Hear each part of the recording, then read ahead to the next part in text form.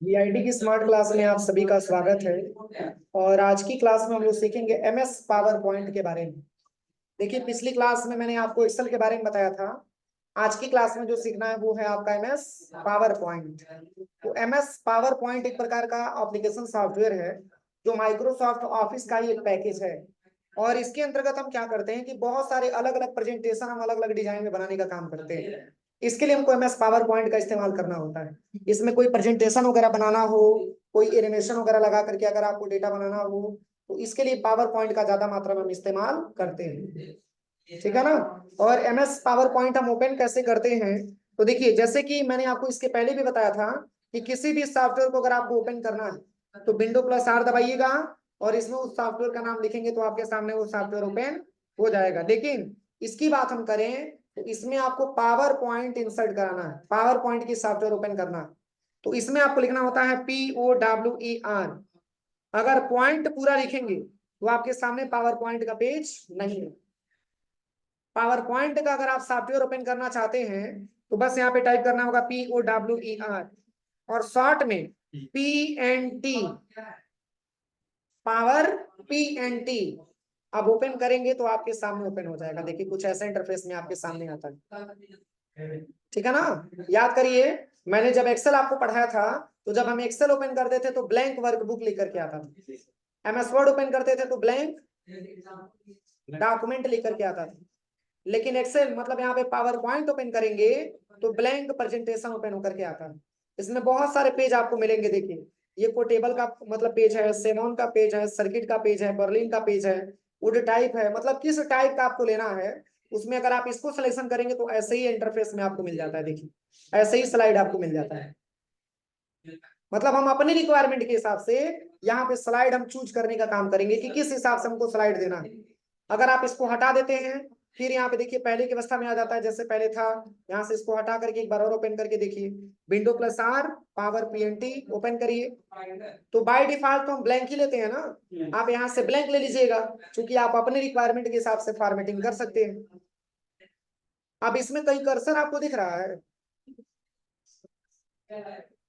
बोलिए, कहीं पर भी आपको कर्सर नहीं दिख रहा? हाँ, इसको पॉइंटर बोला जाता है, कर्सर नहीं बोला जाता। कर्सर ब्लिंक करता है, एक जगह स्टेबल नहीं रहता। ठीक है ना। जैसे विंडो प्लस आर मैंने दबाया और यहाँ से हम विन वर्ड ओपन करते हैं। विन वर्ड ओपन करेंगे तो इसमें आपको कर्सर दिखाई देगा। देखिए, ब्लैंक पेज ले लेते हैं, ये कर्सर होता है। ठीक है ना। लेकिन वही अगर हम एमएस पावर पॉइंट के बारे में बात करें तो यहाँ पे अभी आपको कर्सर ही नहीं दिख रहा है। तो कर्सर तब दिखेगा जब आप इसी पर कहीं क्लिक करेंगे। अब ये कर्सर आपको दिखने लगेगा, इसके पहले कर्सर नहीं दिख रहा था। अब देखिए, इसमें सबसे प्लस पॉइंट की बात यह है कि जब भी हम पावर पॉइंट की स्लाइड ओपन करते हैं तो इसमें जो टेक्स्ट बॉक्स आपको मिलता है, इस टेक्स्ट बॉक्स पे जब तक आप क्लिक नहीं करेंगे तब तक आपको कर्सर मूव करता हुआ दिखाई नहीं देगा। आप यहाँ पे क्लिक करेंगे तो कर्सर आपके नीचे वाले में आ जाएगा। देखिए, तो ये आपका कर्सर होता है। क्योंकि कर्सर आपको नॉर्मली नहीं दिखेगा, कर्सर तभी दिखेगा जब आप इस पे क्लिक करेंगे। अगर आप साइड में कहीं क्लिक कर रहे हैं कर्सर दिखेगा। जबकि एक्सेल और वर्ड पे मैंने देखा था कि जैसे ही हम क्लिक करते थे तो उसमें हमको कर्सर दिखाई दे रहा था। लेकिन इसमें जब तक आप इसमें इसके अंदर टाइप नहीं, मतलब यहाँ पे सेलेक्ट नहीं करेंगे या क्लिक नहीं करेंगे तब तक आपको कर्सर नहीं दिखेगा। अब इसमें किस प्रकार का प्रेजेंटेशन बनाना है, इसमें बहुत सारे अच्छे अच्छे प्रेजेंटेशन बना करके प्रेजेंट कर पाते हैं। तो इसके अंदर में ही आपको टाइप करना होता है। जैसे कि मैंने इस वर्ड में आपको पढ़ाया था टेक्स्ट बॉक्स के बारे में। हाँ, टेक्स्ट बॉक्स के बारे में मैंने नहीं पढ़ाया था कि जैसे कि कुछ विशेष शब्द लिखना रहता था तो इंसर्ट में जाकर के हम टेक्स्ट बॉक्स ले लेते थे। अब उसको हम एक स्थान से दूसरे स्थान पे मूव करा देते थे। सेम वैसे ही टेक्स्ट बॉक्स आपका ये भी है। अब जैसे कि इसमें किस प्रकार का आप डेटा टाइप कर सकते हैं तो देखिएगा, अभी ध्यान से मैं बता रहा हूँ। जैसे कि यहाँ पे मैंने टाइप कर दिया MS ऑफिस, MS ऑफिस मैंने टाइप कर दिया। अब इसकी सिलेक्शन करके आप इसकी साइज को थोड़ा सा इंक्रीज करिए तो एक टेक्स्ट बॉक्स में ये आपको लिखा हुआ मिलता है। Ctrl+V से बोल्ड करिए।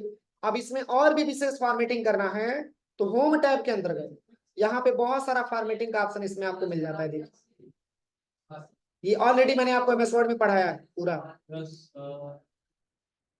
ठीक है ना। अब इसको आप ड्रैग एंड ड्रॉप करके और आप इसको टॉप में लेके जा सकते हैं, ऐसे मूव करा सकते हैं, इसमें प्लस पॉइंट ही है।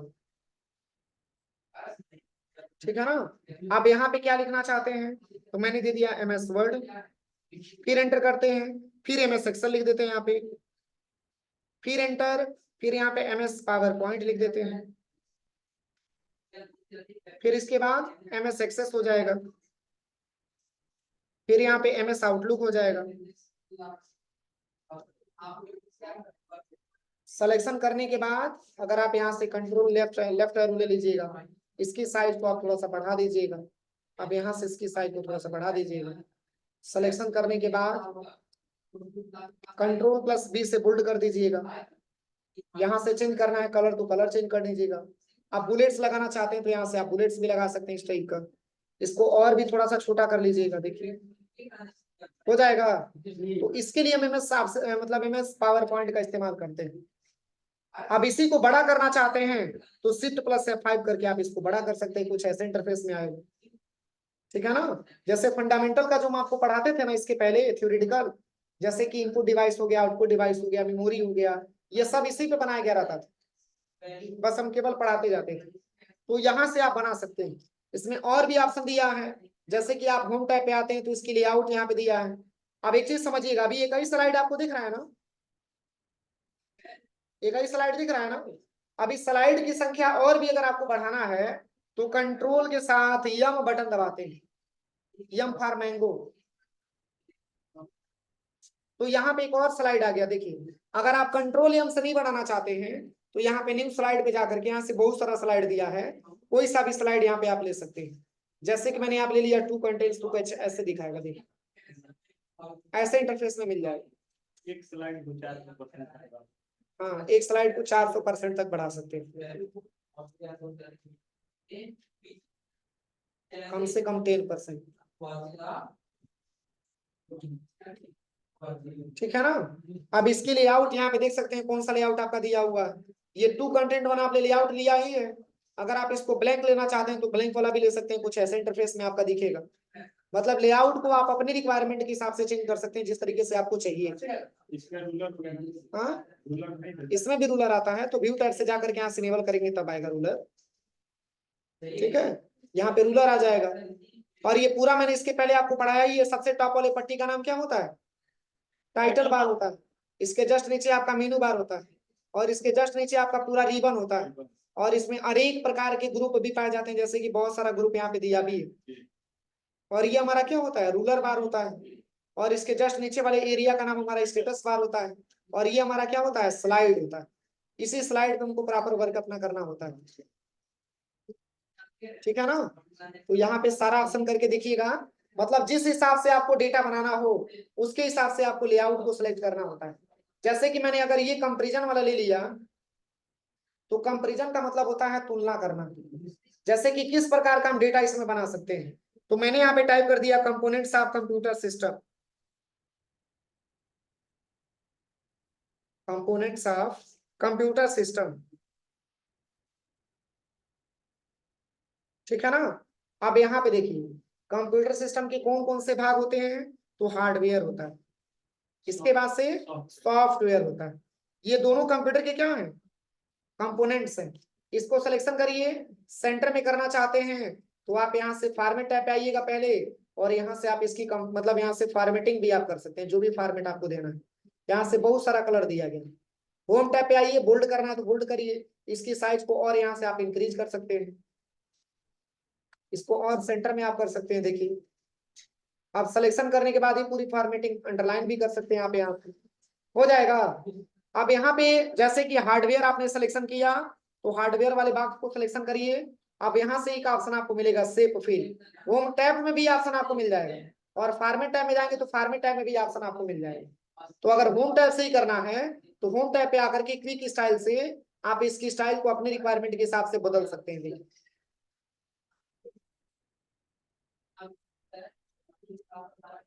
हो जाएगा। अब यही फॉर्मेटिंग इस पे भी करना है तो यहाँ से फॉर्मेट पेंटर ले लीजिए और यहाँ से ड्रैग एंड ड्रॉप कर लीजिए, कोई दिक्कत।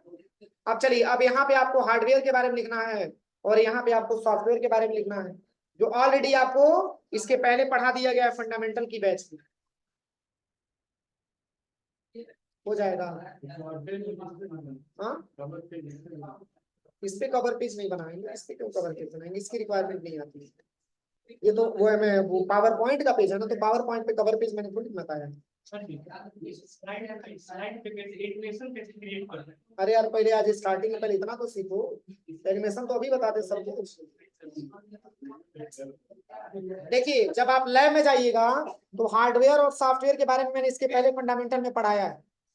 अगर नहीं भी मिल पाएगा तो भी आप यहाँ पे सर्च करिएगा, यहाँ पे गूगल क्रोम पे आकर के about computer hardware, computer hardware ऐसे सर्च करेंगे तो इससे बहुत सारा मैटर आपको मिल जाएगा।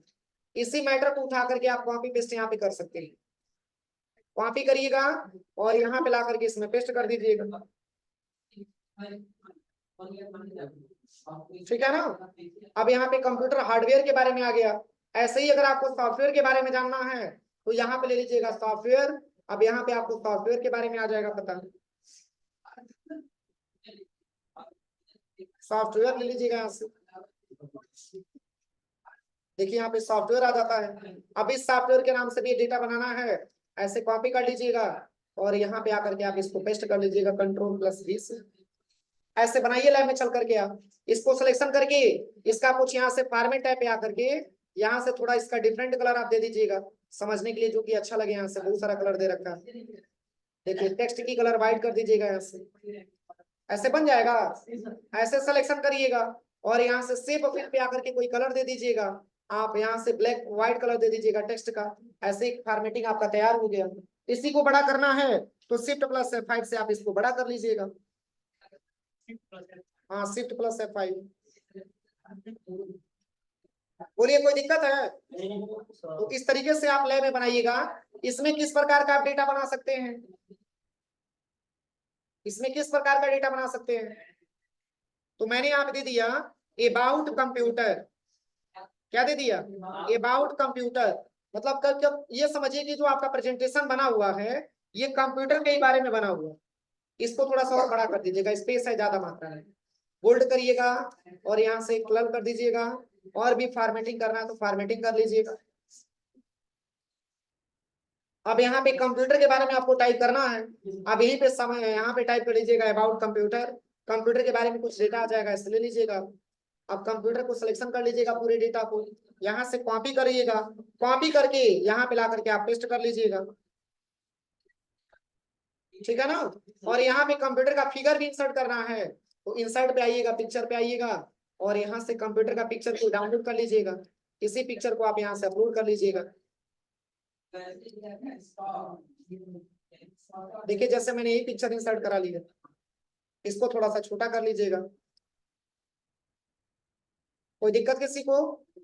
अब इसका भी कलर देना चाहते हैं तो फॉर्मेट टैब पे आके या होम टैब से भी हो जाएगा ये फॉर्मेटिंग। क्विक स्टाइल यहाँ पर भी दे रखा है, देखिए कुछ ऐसे इंटरफेस में दिखेगा। अब इसको Shift+F5 से बड़ा करके देखिए, ऐसे आ जाएगा डेटा आपका, ऐसे बन जाएगा।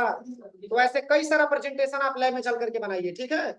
बनाने के बाद इसमें बहुत सारा ऑप्शन दिया है, जैसे इसमें देखिए आपका सेक्शन भी दिया है, रीसेट भी दिया है।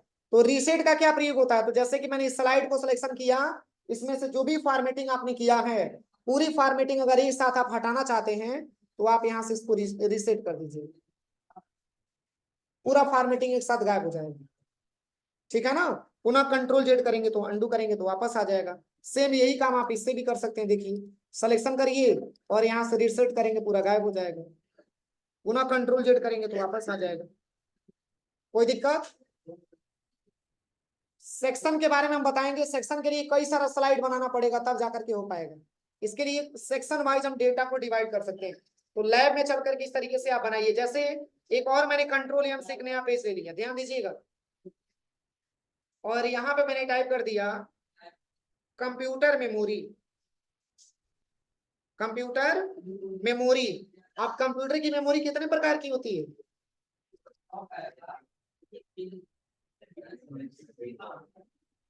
ये सब आपको पढ़ाया गया फंडामेंटल में। यहाँ पे आप ले लीजिएगा प्राइमरी मेमोरी और यहाँ पे आपका आ जाएगा सेकेंडरी मेमोरी। Secondary memory. अब इसमें प्राइमरी मेमोरी में क्या क्या आता है, तो प्राइमरी मेमोरी का इंट्रोडक्शन अगर आपको जानना है तो यहाँ पे सर्च कर लीजिएगा about computer, about primary memory. देखिए प्राइमरी मेमोरी के बारे में जो आपको जानना है, यहाँ पे प्राइमरी मेमोरी का कुछ स्ट्रक्चर आ जाएगा। देखिए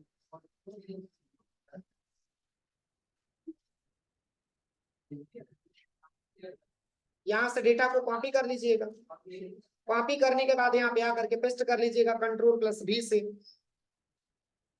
ठीक है, अब सिलेक्शन करके और भी कुछ फॉर्मेटिंग करना है तो बस ऐसे ही प्रेजेंटेशन बनाने के लिए हम इसका ज्यादा मात्रा में प्रयोग करते हैं पावर पॉइंट का, दूसरा इसका बहुत ज्यादा कुछ प्रयोग नहीं। अगर इस तरीके से प्रेजेंटेशन आपको बनाना हो तो कोई दिक्कत। अब यही फॉर्मेटिंग इसमें भी देना है तो यहाँ से फॉर्मेट टैब लेकर के फॉर्मेटिंग आप कर दीजिएगा। अब सेकेंडरी मेमोरी, तो यहाँ पे सेकेंडरी मेमोरी के बारे में पूछ लीजिए, सेकेंडरी मेमोरी के बारे में बता देगा यहाँ से। ऐसे आराम से आप बना सकते हैं डेटा। बनाने के बाद अलग अलग फॉर्मेटिंग करिए और इसके बाद से तब जाकर के आपको सेक्शन के बारे में समझ में आएगा, कई सारा डेटा बन जाएगा तब। अब ये सेकेंडरी मेमोरी का स्ट्रक्चर है। यहाँ पे हम सेकेंडरी मेमोरी मैंने टाइप कर लिया। सिलेक्शन करिएगा, कलर चेंज करना है तो हल्का कलर यहाँ से दीजिएगा, शेप फिल पे आके हल्का कलर, कुछ ऐसे इंटरफेस में।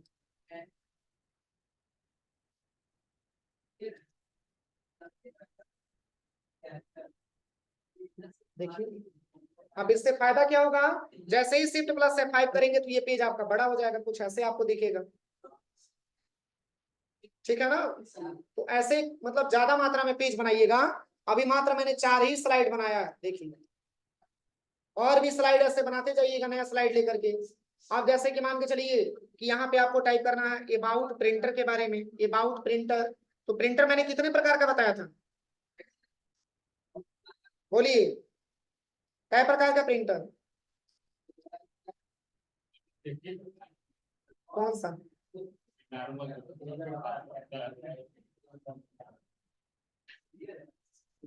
प्रिंटर मैंने पढ़ाया है, 2 प्रकार का प्रिंटर होता है, एक इम्पैक्ट प्रिंटर, दूसरा नॉन इम्पैक्ट प्रिंटर। ये 2 प्रकार के प्रिंटर पाए जाते हैं ना, एक आपका इम्पैक्ट वाला होता है और दूसरा आपका नॉन इम्पैक्ट वाला होता है। ये 2 प्रकार के प्रिंटर पाए जाते हैं। सब पढ़ाया मैंने।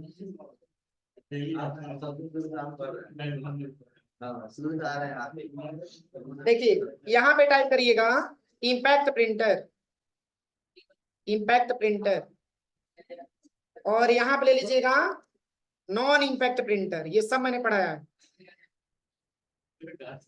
इस क्लास में मैंने पढ़ाया है। ऐसा हो नहीं सकता है,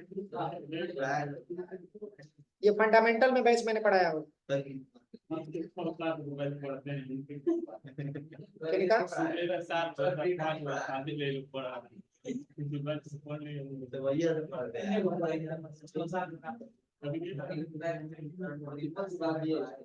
चलिए बात नहीं, यहाँ पे देखिए कैसे करना है, प्रॉपर काम मैं बता दे रहा हूँ। आप लोग लैब में चल करके ऐसे स्ट्रक्चर बनाइए, तभी जब कई सारा बन जाएगा। बात नहीं मिस्टर, कहाँ भेजिए, मैं इधर पढ़ा रहा हूँ, तुम आपस में बात कर रहे हो। जब कई सारा स्लाइड बन जाएगा तभी जाकर के आपको सेक्शन ऑप्शन बेटर तरीके से समझ में आएगी। हाँ अलग अलग Ctrl+M से अलग अलग स्लाइड लेकर के बनाएंगे हम डेटा। अब यहाँ पे जैसे कि इम्पैक्ट के बारे में आपको समझना है कि इम्पैक्ट प्रिंटर किस प्रकार का प्रिंटर है, तो यहाँ पे आप सर्च कर लीजिएगा, सबसे अच्छी बात है। यहाँ पे आप सर्च कर लेंगे तो आ जाएगा, देखिए अबाउट, क्या लिखेंगे, इम्पैक्ट प्रिंटर। अगर आपको पहले से याद है तो लिख लीजिए, वैसे बुक में दिया होगा, बुक से बनाएंगे तो अच्छा लगेगा। यहाँ से आप सिलेक्शन करके बना लीजिएगा।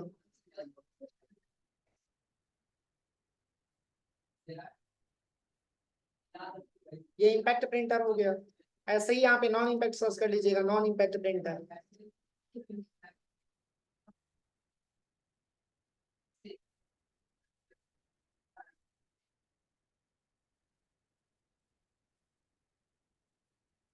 हो जाएगा।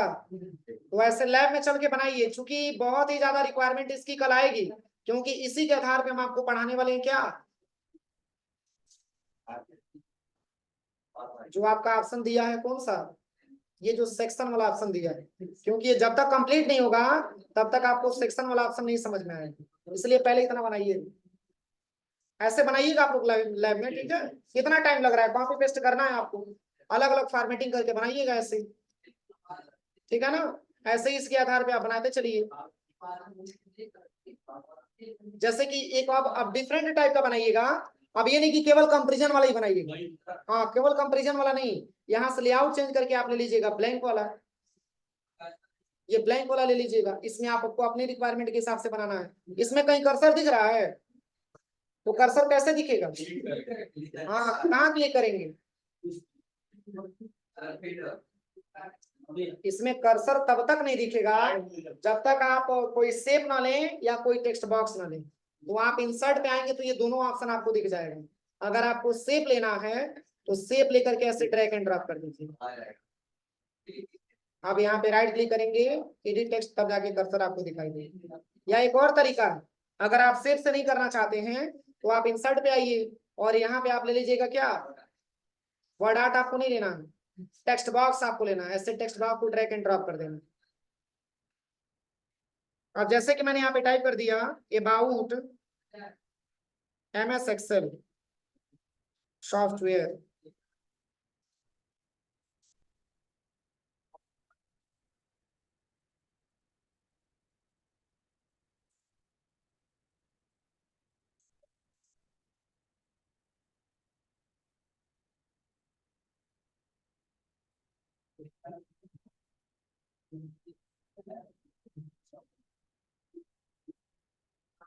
देखिए। अब इसको आप सबसे टॉप में लेके चले जाइएगा,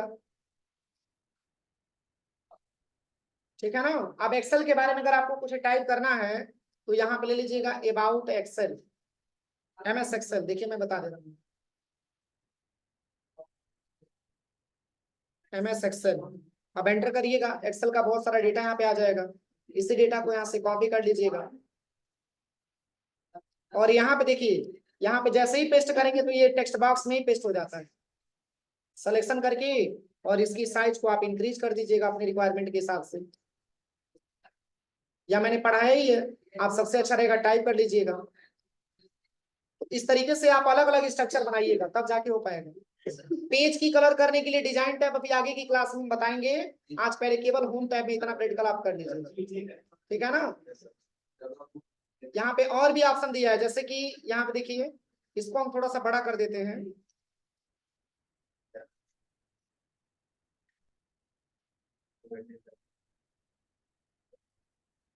इसमें और भी ऑप्शन आपका दिया है, देखिए होम टैब में यहाँ पे टेक्स्ट डायरेक्शन के बारे में मैंने आपको पढ़ाया है, MS वर्ड में मैंने सब पढ़ाया है टेक्स्ट डायरेक्शन के बारे में, ठीक है ना। आप इसको मूव करा सकते हैं।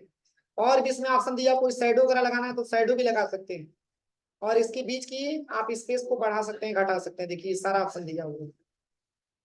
यहाँ पे अलाइनमेंट भी दिया हुआ है, देखिए मिडिल में रखना है, बॉटम में रखना है, टॉप में रखना है।